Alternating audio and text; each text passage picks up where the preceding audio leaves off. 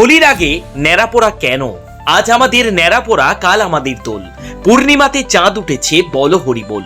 কিন্তু আজকের দিনে কেন করা হয় এই ন্যাড়াপোড়া?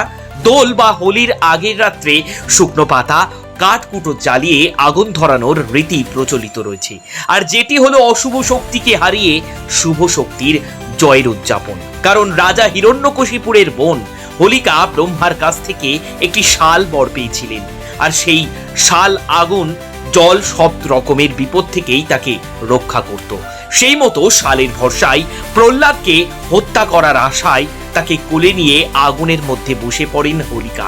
কিন্তু আগুনে প্রবেশ করতেই সেই শাল গিয়ে পড়ে প্রহ্লাদের গায়ে।